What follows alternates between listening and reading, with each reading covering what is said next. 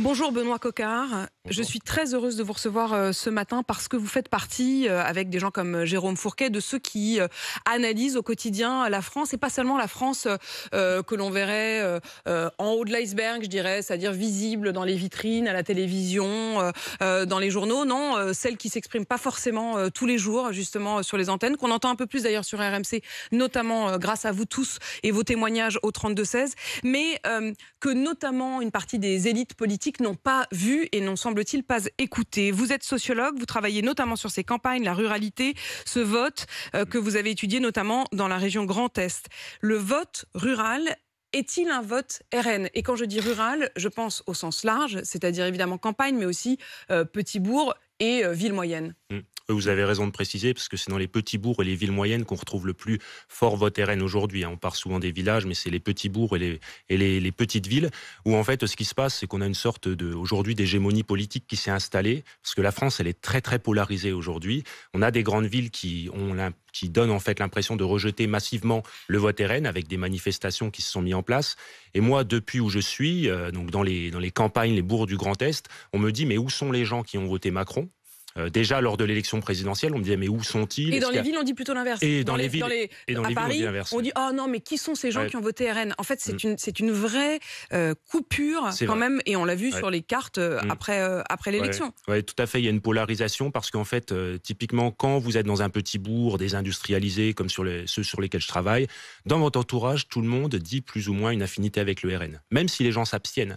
Et moi, c'est là où j'attends en fait de voir les résultats des futures élections, parce que j'avais dit qu'il pouvait y avoir une lame de fond, parce que pour la première fois, notamment chez des électeurs qui parfois votent en dilettante, ceux que je suis, qui sont entrés en politique finalement depuis que le RN est assez central dans la vie politique, ils disent on n'est pas du côté non plus des vainqueurs. Or là, ce qu'a fait Emmanuel Macron, c'est mettre le RN en position d'être au gouvernement, de ne plus être un parti C'est-à-dire que marginalisé. jusqu'à présent, ils avaient le sentiment que jamais ils ne seraient du côté des vainqueurs, comme vous dites. La dissolution, c'est presque donner raison au RN. Donc c'est les faire basculer dans le camp des vainqueurs. De ce point de vue-là, ça les place en seul opposant, et la France, c'est un pays d'alternance politique, donc forcément. Mais ce que je pense vraiment important, c'est d'arriver à mesurer depuis Paris, en fait, depuis le point de vue du gouvernement, qu'il y a tout un tas d'espaces en France où la démocratie par le bas, il y a pas vraiment d'offre politique concurrente au RN qui s'est installée depuis Ça veut plusieurs dire quoi? Ça veut dire que élections. c'est pas seulement que le RN a séduit, a répondu à leurs attentes, c'est aussi que les autres les ont abandonnés? C'est que les autres, ils sont invisibles, en fait, depuis là-bas, et qu'il y a tout un tas notamment de leaders d'opinion localement. On dit souvent le RN, il n'a pas de maillage militant en milieu rural ou dans les petites villes. Mais en fait, qu'est-ce qu'on voit? C'est que typiquement, on parle beaucoup des ouvriers. Et ce matin, j'entendais sur votre antenne parler du vote des ouvriers. Mais l'ouvrier, dans ses fréquentations, dans ses amis, il a souvent aussi des artisans, des petits patrons. En fait, tout ce monde-là se réunit très vite. Moi, j'avais suivi de l'intérieur dès le premier jour le mouvement des Gilets jaunes, et quand on était réunis sur le premier péage, tout le monde me disait, ici, on pense tous à peu près pareil. Et en fait, on faisait le constat qu'on avait le même style de vie, qu'on partageait les mêmes visions du monde, et le RN capte ça. C'est aussi un vote de conviction, pas seulement un vote de colère. Il y a toute une dimension du style de vie qui a là-dedans. C'est quoi ce style de vie dont vous parlez? C'est la voiture, c'est le pavillon, Et la voiture, elle va aujourd'hui avec quasiment un style de vie en forme de résistance. Moi, dans les départements d'où je viens, j'avais demandé à des garagistes, c'est la plaque 2B, la Haute-Corse, Bastia, etc., qui est souvent mise alors qu'on est dans le Grand Est, parce que cette mentalité insulaire, on peut s'y rattacher. Donc comme une forme de revendication. On n'est pas corse, mais on veut une Non, mais Corse. on me disait ici, c'est la Corse sans la mer. C'est-à-dire, au moins, on sait qu'on est un peu à l'écart de tout, mais on a envie de vivre ici, Paris, jamais de la vie, et on pense à une mentalité sous forme de, on me disait, déjà nous d'abord, c'est-à-dire ceux d'ici, les vrais amis sur qui compter, ma famille, et donc ce repli, il est capté par le RN de manière très directe, on le voit. Benoît Coquart, dans toutes vos études, vous dites effectivement qu'ils se sont sentis jusqu'à présent mis à l'écart et qu'ils l'ont à un moment aussi revendiqué, c'est-à-dire qu'ils en ont fait une forme de force. Ouais. Vous dites aussi, et c'est très important, qu'il n'y a plus de tabou sur le vote RN, c'est-à-dire qu'on en parle, on en parle au café, on le revendique, on n'a plus le vote Tout à RN fait. honteux. Non, pas du tout. Pas du tout. Et de ce point de vue-là, la réponse que vous observez depuis une semaine, la réponse notamment du côté du Front populaire ou de la majorité, qui sont de décrédibiliser économiquement le RN, est-ce une réponse qui peut toucher ces électeurs? Là, ce qui se passe, en fait, c'est que les électeurs me disent de toute façon, tout part déjà à volo.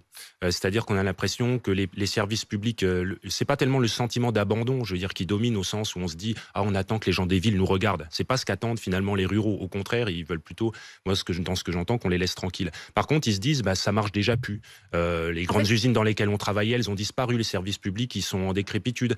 Et donc, même si le RN entre guillemets fait pire économiquement, à la limite, ça va que continuer ce qu'ils ont l'impression qu'est déjà engagé, notamment donc depuis c'est pas Macron là-dessus qu'ils et vont avant. se déterminer. C'est-à-dire qu'on leur dit, si l'argument notamment de la majorité pour essayer de décourager du vote RN et de dire ils sont incompétents économiquement, au fond, ce que vous nous dites, c'est que ceux que vous observez disent on n'a plus rien à perdre. On n'a plus rien à perdre, et ils me disent aussi une deuxième dimension que je trouve intéressante, c'est de me dire au moins, avec le RN, finalement, on ne sera jamais, entre guillemets, les plus bas. Ça, c'est assez vrai pour les votants RN les plus précaires. C'est-à-dire que le RN s'est construit sur le rejet et la stigmatisation de ce qu'on appelle l'assistanat et aussi les immigrés, l'immigration. Et de dire, finalement, il y aura des groupes sociaux qui seront toujours maintenus en dessous de vous. Et donc, ça permet d'avoir le sentiment d'avoir monté quand même un échelon, en quelque sorte. Ou en tout cas, de ne pas tomber plus bas, de ne pas être catégorisé comme ceux qui ne travaillent pas. Et voter RN, c'est être du côté de ceux qui travaillent. Enfin, c'est vu comme ça. Cette question de l'immigration, c'est quand même le moteur aussi du RN. Est-ce la première motivation aussi du vote des électeurs ?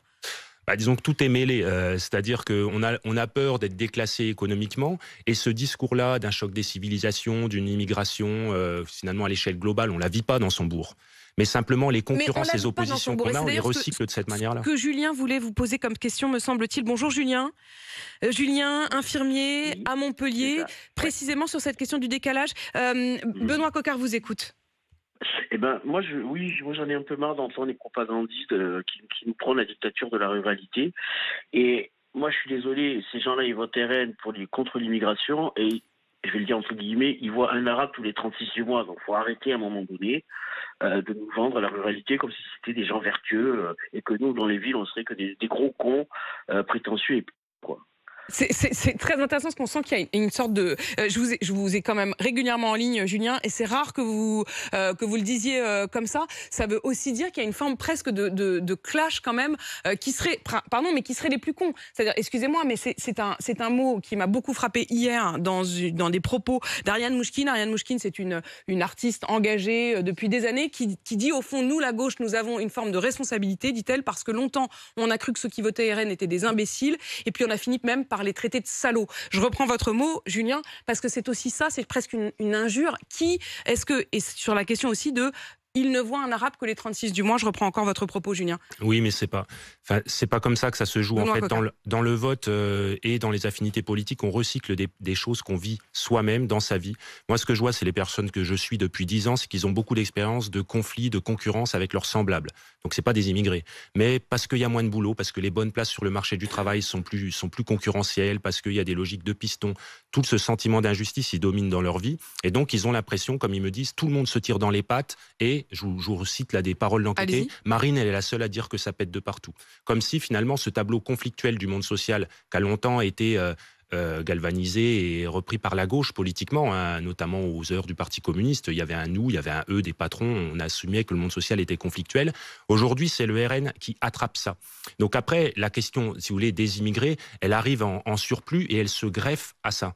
Vous imaginez, et vous avez parlé tout à l'heure d'une lame de fond, est-ce que ça veut dire, Benoît Coquart, je ne vous demande pas d'avoir une boule de cristal, mais que quand on dit qu'aujourd'hui la dynamique est plutôt du côté du front de gauche, mais les sondeurs ont énormément de mal à se dire ce qui va en ressortir, vous, de vos études, est-ce que vous imaginez que le vote qui s'est exprimé lors des européennes va se confirmer avec une grande majorité pour le RN ? Moi, je parle d'une lame de fond dans les espaces que j'étudie, loin des grandes villes, c'est-à-dire que quand on a l'impression qu'autour de soi tout le monde pense pareil, et que ce vote s'installe, on a envie, notamment quand on grandit dans un village, les gens doivent le savoir, c'est qu'on a envie d'être dans le conformisme. C'est-à-dire que c'est dur de sortir du moule. Moi, je suivais des personnes qui se disaient devant moi et devant leurs amis bien de droite, et puis après, j'allais faire des entretiens chez eux, ils me disaient, tu sais, en fait, je vote pas, et si je votais, je voterais plutôt du côté de la gauche. Et c'est là, je pense, où il y a un enjeu politique derrière, c'est qu'il y a deux offres politiques qui refont la bipartition. C'est que la gauche, elle apparaît quand même plus ou moins unie. De l'autre côté, le RN apparaît comme un nouveau parti de gouvernement. et Macron au milieu va plus ou moins s'affaiblir ou voire disparaître. Donc ça va être intéressant de voir à quoi les gens se rattachent, et c'est sûr qu'il va y avoir une forte polarisation à l'américaine, si vous voulez, où on a là-bas des États démocrates hyper progressistes et des États conservateurs qui remettent en cause le droit des femmes, avec etc. une carte qui, effectivement, on le voit, est très distincte selon les grandes villes et le reste des territoires. Merci Benoît Coquard d'être venu nous expliquer aussi justement cette carte de France. Vous êtes sociologue et je recommande vivement votre livre « Ceux qui restent, faire sa vie dans les campagnes en déclin ». C'est aux éditions La Découverte. Merci à vous.